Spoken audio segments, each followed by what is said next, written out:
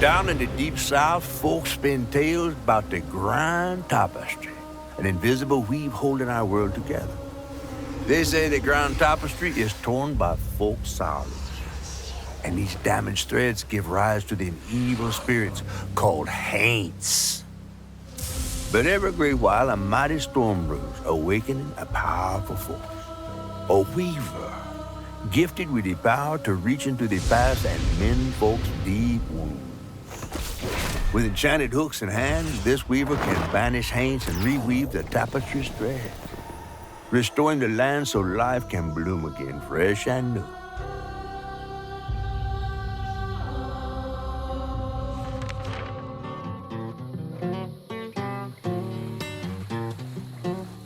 The last weaver vanished long ago, but I'm getting ahead of myself.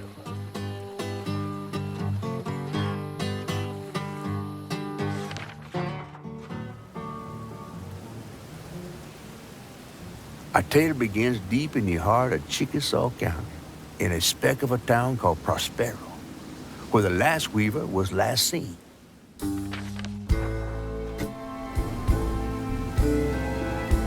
That evening, Hazel's mama was running late, driving home through a storm that seemed hell-bent on drowning the whole South. Meanwhile, our Hazel is packing an emergency box, fixing to evacuate quickly. A hurricane brewing on the horizon, and a mighty big one at that.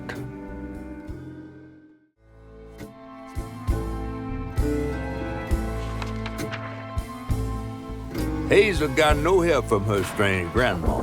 Truth was, she was glad to leave the flood mansion behind. Used to handling things on her own, she set off downriver to find her house and rescue her ma herself. There, magic called to her. A magic she'd felt in her bone, but she had never seen before. And something dark. That old house had hid all manners of odious secrets over the years. Hazel set off to find them all through the hurricane-ravaged land, but her path would lead her to a place haunted by whispers from days of yore.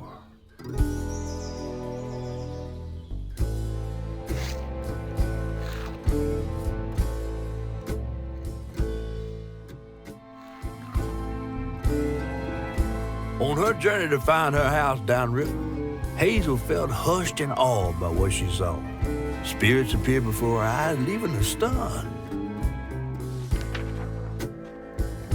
She hadn't known about Mahalia, the last weaver of Prospero, but Hazel felt a connection as she watched her weave magic. The same magic now calling to her. The farther Hazel got from town, the stranger and more fantastical the world became. She didn't know dangerous creatures from old folks' tales still abide here. And best of all, she didn't know she was about to meet me.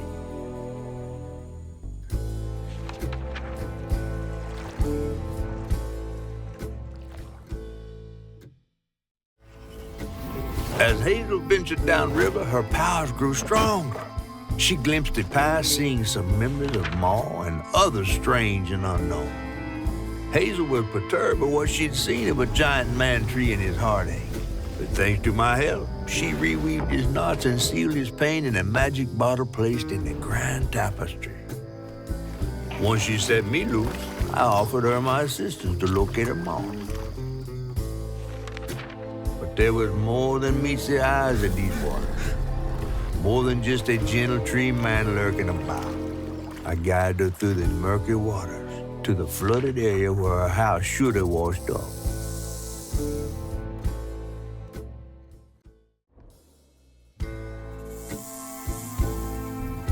To find them all, Hazel edged closer to the river bend where her house must have washed away. The closer we got, the more I remembered those tales about gators as big as houses. But I always thought folks were exaggerating. Hazel had to cross a flooded line to reach the bend in the river. With it passed, and an old friend rose up like sunken secrets. But the terrorizing legend of Two-Toed Tom still casts a chilling shadow over us.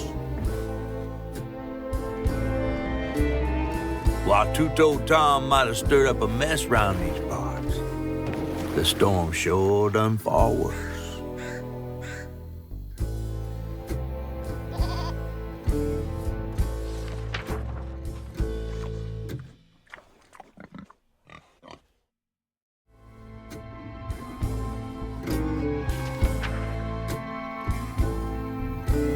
Hazel had gone into the belly of the beast to find her maw once she reached the river bend, thanks to me. But Hazel's house was covered in red yarn, a sure sign of Molly's child-stealing ways. It looked like she'd got to Lacey first. Maybe Lacey had crossed paths with Molly. Tales of old Molly stealing children weren't just tales. Years ago, when he was no bigger than a minnow, hugging Molly even snatched Hazel's daddy Trey. But Bunny got him back somehow. Hazel would have to track down old Molly to bring her maw back. Fortunately, I knew a spot owned by Bunny where she might find some leads.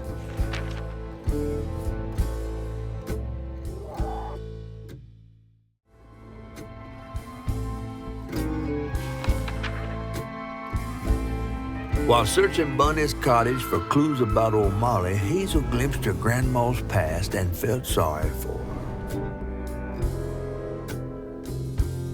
But what Bunny did was unnatural. Sealing her dead daughter's spirit in a tree? Despite this, Hazel's powers guided Cherie to find solace in the great beyond.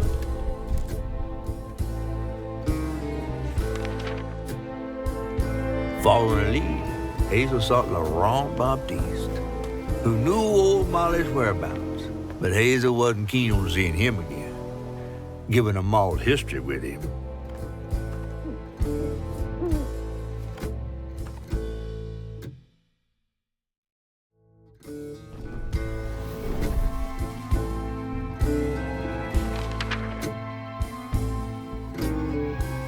Hazel asked Laurent about Molly's whereabouts, but mentioning Lacey stirred him up, turned him into a giant owl.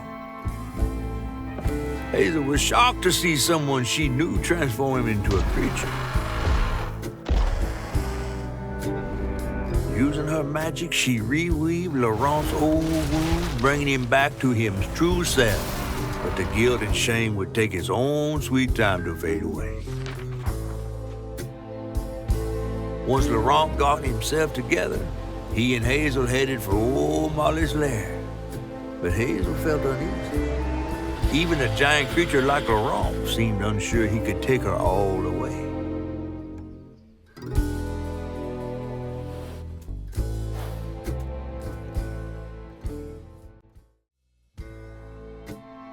Exhausted, Laurent got Hazel as close to old Molly's lair as he could. But with her growing power, she soared into a gust of wind.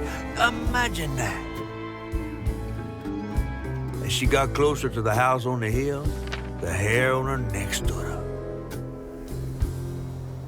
But to find her maw, she'd have to go through the haunted holler.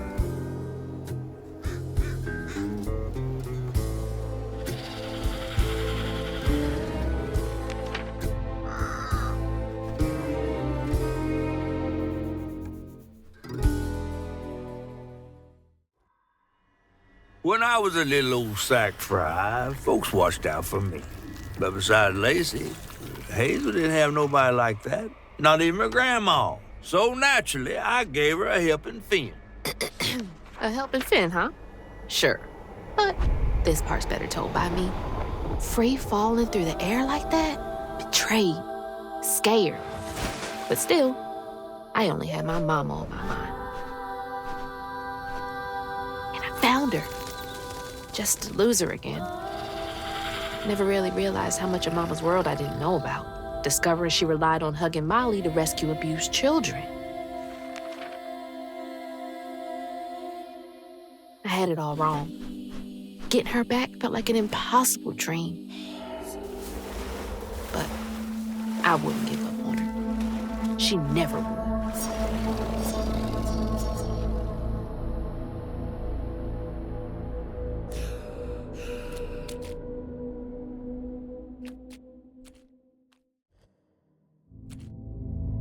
So then I crossed paths with this fella, Rue, who told me to track him and my mama down at Kushma's Cabaret. Catfish wasn't thrilled, cautioning that it was too risky, but it was my only lead. While I gathered my spindles, I was guided by a weaver from the past, Mahalia. Then I stumbled upon a gentle creature named Honey. He seemed to be in a bind, so I felt the urge to lend a hand. But in these swamps, the air was thick with ancient secrets. I had to push through to find my way out and reach my ma at Kushma's Cabaret.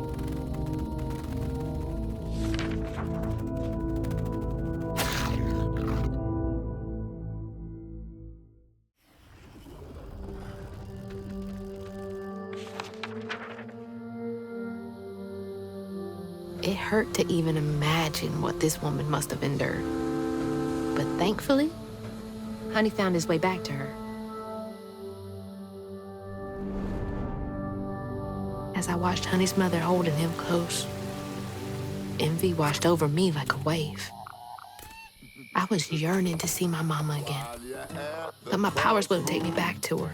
It was gonna take a leap of faith. In a one-way trip to a spot my fish pal wouldn't even consider swimming. No one is telling, bitter or sweet. Now, what's more compelling? Oh, follow the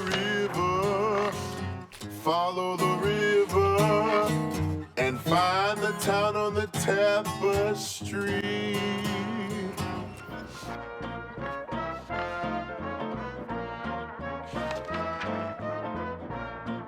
I felt lost in the thickest fog I've ever seen. And the pressure to get to Kushma's Cabaret to find my ma was suffocating. Like the weight of the world bearing down on my shoulders. When I stepped into the cabaret, Rue greeted it. And I felt myself getting caught up in the moment. Here, time seemed to dance to Rue's tune, flowing both forward and backward. After agreeing to his terms, I crossed the threshold and found myself right back where I started. They say you can't mend the past.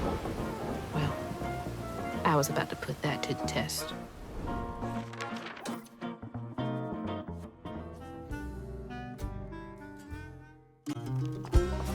And that's how a new weaver came to be in Prospero.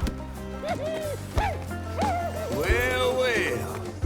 Not bad at all, Hazel Flood. I appreciate it. I gotta get going. Instead, I meet Ma Laurent for dinner. See y'all later.